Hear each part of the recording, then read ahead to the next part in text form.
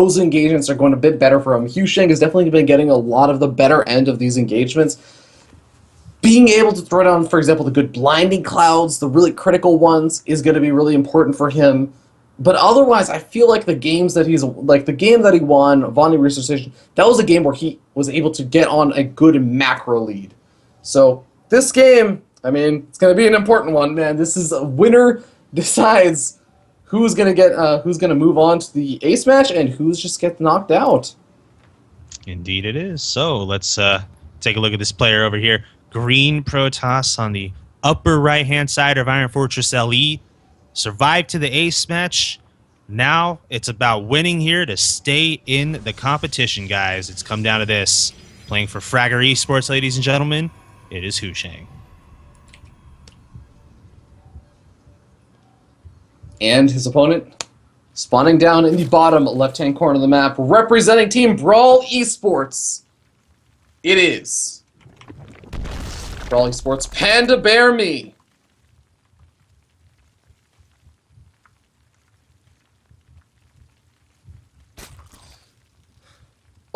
Wait, I think he extractor tricked. Did he? Yeah. It's a four-player map, extractor trick. Oh my god, Droopy. Maybe PandaBearMe just does it every game. The real question is, does Gamja do it every game? Right. I don't know. Because that was originally the question, right? Yeah, I don't know, man. Although I feel like you're much less likely to see shenaniganry this early on from a Protoss player versus a Zerg player. I could see like super early pools, or I could see, I don't know. Actually, I guess Proxy 2 Gate stuff happened in the past before. Man, wouldn't it have been awesome if HuShang went for Proxy 2 Gate on a 4-player map in Game 3? You mean in the center at the tower? No, actually, he just guesses. He just says, "I got a 1 in 3 shot of this," and just puts it the natural expansion of one of the bases. And it was just like, oh man, damn, I was wrong. And if it doesn't work, GG. GG, yeah, it just like straight up takes the 33% chance. It's like, well, let's give it a shot. My opponent won't be expecting this. PandaBearMe, like, he ends up tapping out. There's gonna be a season 3 of RSL, so yeah. Actually, that would be hilarious. Where PandaBearMe, like, HuShang just taps out, and PandaBearMe hasn't seen anything. Like, he's just like, wait, what? We haven't even scouted each other yet. What happened? Oh, that'd be beautiful. Fortunately, not going to be seeing that, man. My dreams will be ruined for at least a little bit. But we do get an awesome game, so I get a nice consolation prize. So, what are their openers? We do have Gateway Expand there for HuShang. Cybernetics score on the way. Double Gases at home. And then PandaBearMe gonna open with speed this time. We've seen him do without it, but apparently in PvZ, it's more of his kind of thing. I mean, we saw Gamja open gasless, and that was kind of hard for him when he tried to hold that 7-gate all in. So PandaBearMe, I think, going with a nicer strategy here. Yeah, a little bit of a, I would say, like, a more aggressive strategy. And this is, again, I want to go back. Iron Fortress, look at the natural expansion, and you'll see how wide that area is. You think about, like, Protoss players that like to get that nice wall-in done. This is a really rough map for that, and even if you end up walling that off, look at how far away the third expansion is. Having speed Zerglings early on can be such a boon, and even in the mid and late game stages, it's such a boon to have to just put on the pressure to annoy the hell out of your opponent. Yeah, absolutely. I mean, this goes back to what you were talking about, what we were talking about the third and the fourth on this map being kind of rough to hold, to defend. Yeah. Each of those bases has, 2 different entryways, and with speedlings, that's a field day for Zergs if you don't wall off. So yeah, almost a little bit sad actually for PandaBearMe. They didn't manage to keep those Zerglings alive for just a little bit longer because speed just finished up, and then he could have been so annoying with. Actually, there's always those cute Zergs out there that will infuriate Protoss players. They'll make like an odd number of Zerglings in the early game. They won't just make 2. They won't make 4. They'll make like 10. And they have to commit a little bit to it, but actually, we already have a decent number of these Zerglings out for PandaBearMe. This isn't like a super crazy number, but it's enough that HuShang is going to have a bit of trouble if he wants to try and move out and be aggressive. Oh my god. So, I'm gonna give a little bit of context for this. I've casted a couple of games of HuShang in a cup called the ESL NA Open. I know you've had the opportunity to cast that with me before. Yeah. And HuShang had this weird thing where, like, every single game I casted of him, his Mothership Core was literally just in the corner of the map. Like, an attack would come, and he just couldn't find his Mothership Core. In the context of this game, it was like his Mothership Core was just in the bottom right. And he'd be like... He wouldn't have the Photon Overcharge, and he'd just die, and he'd just type out every single time that happened what Mothership Core were at, though. So, give it a little bit of a toss back to that. He gets pretty aggressive with his Mothership Core. I mean, you see how far he's pushing his out right now. And then remember also in his first series against... the PvP against KellerMaN. Versus KellerMaN, yeah. Had it and then, killing off 3 workers. Ooh, this is nice. This is good. Oh, that's such a good feeling. It's not just the fact that he killed off like a couple of Zerglings. It's the fact that he killed all of them off. He's going to finish off that last one over the 3rd, I imagine. Yeah, this is super duper nice. Because now you say, okay, well now there's no Zerglings. Unless my opponent is making more. I actually have an opportunity to pretend, if I want to, I can move out now. This is like the time where I can start to do things, but while my opponent has nothing out on the map. Yeah. And really, it is kind of, is that the ideal thing to do on this map? Remember, again, we just this concept to death. It is a big map. How hard it is to macro here. And it looks like he's going to go ahead and get a 3rd.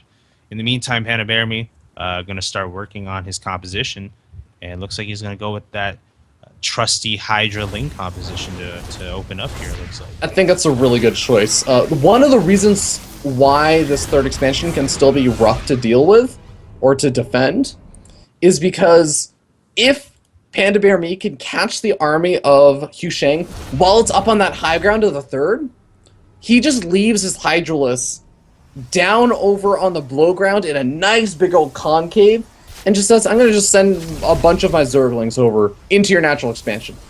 They're going to kill off even like 1 or 2 of the Hydralisks. We'll be able to kill off the Zealot, and then he just runs those in, and now HuShang has to come down the ramp. He has to come into the concave and into the awkward position.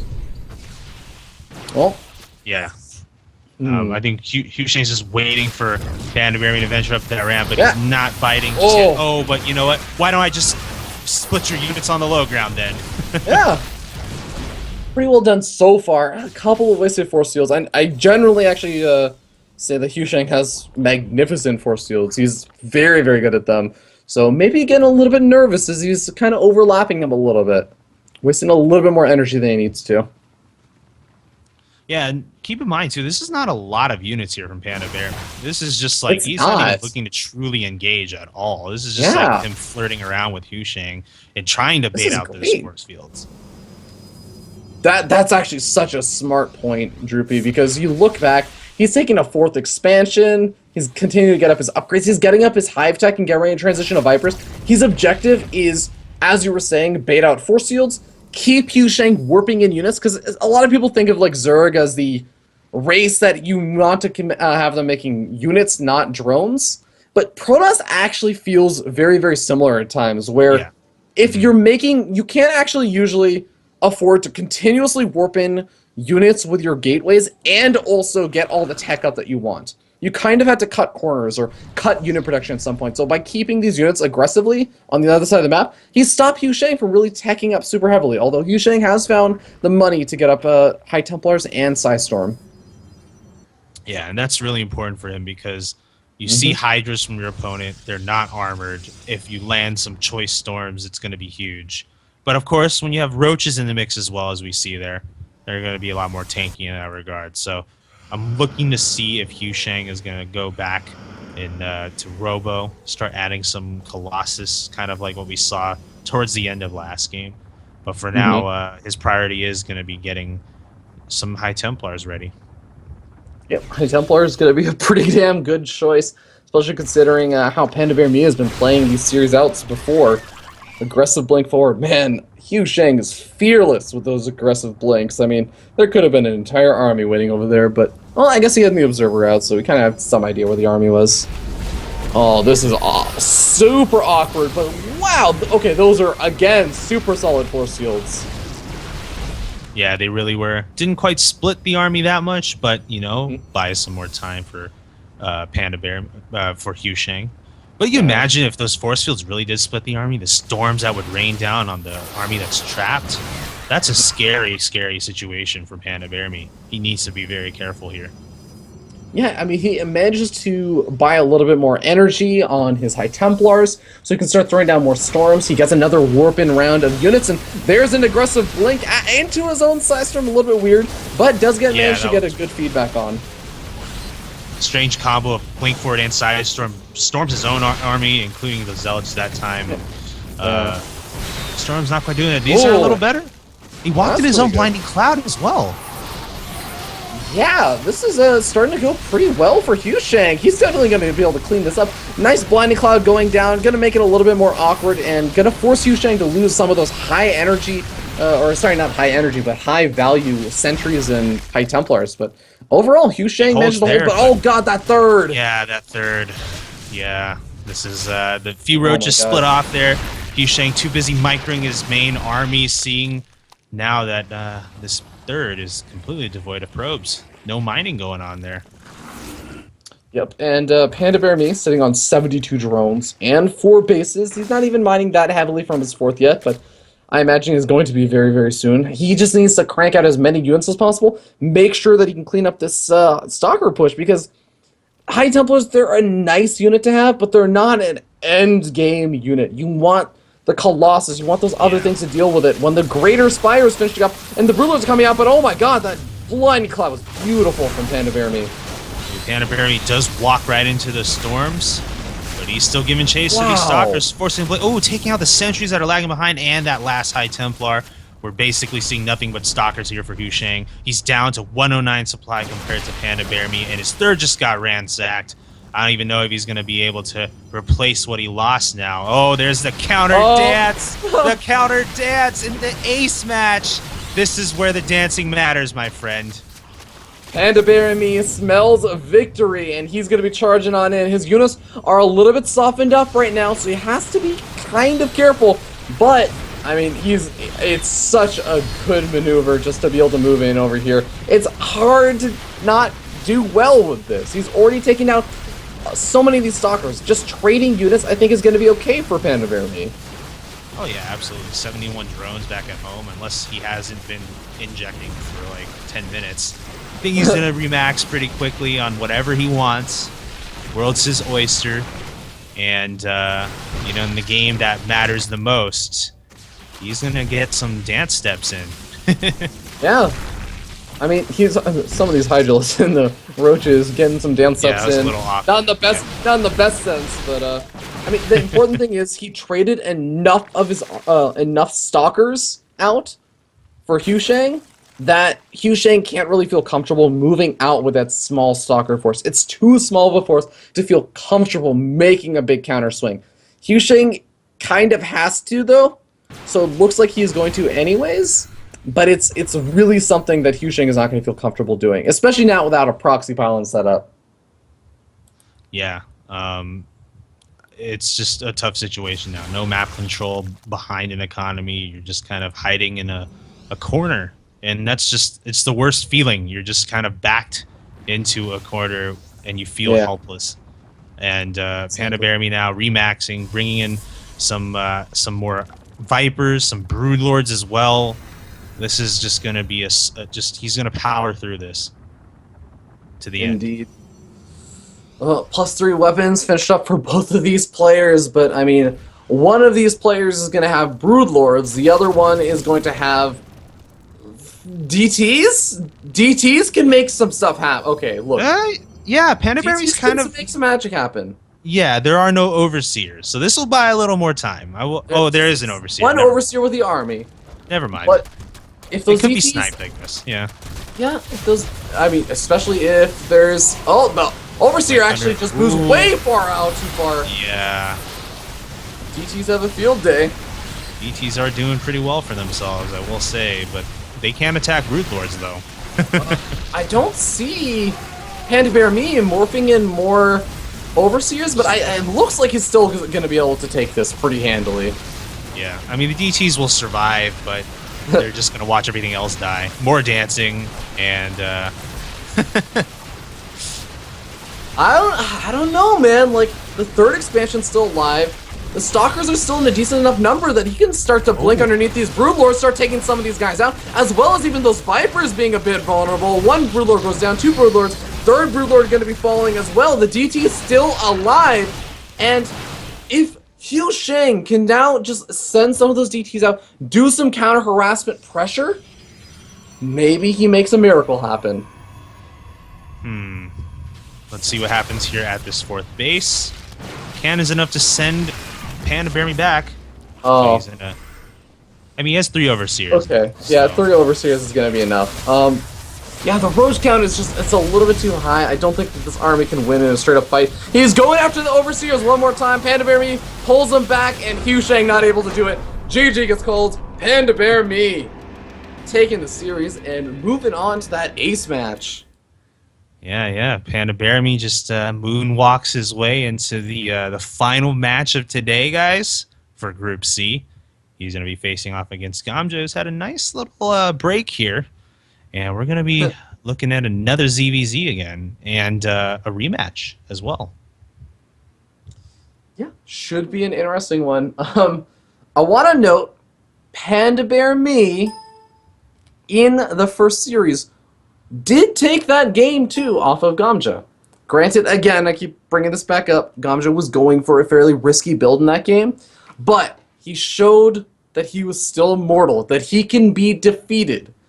And that's going to be very important, because there's a weird idea for a lot of players where normally you would think, okay, well, you want to be the player that's like fresh, that you haven't been playing very much, like for the past like 20-30 minutes.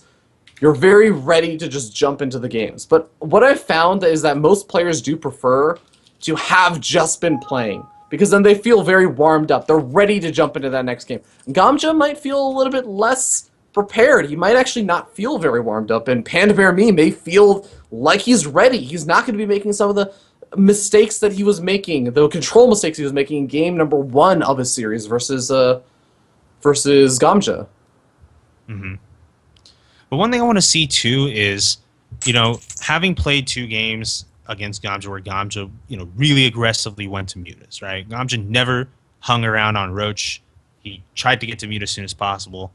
I want to see if PandaBearMe is going to try to metagame that. Is he going to, base his strategy off of that and see if there's a way where he can perhaps hit a timing that's better to take advantage of when the mutas aren't out?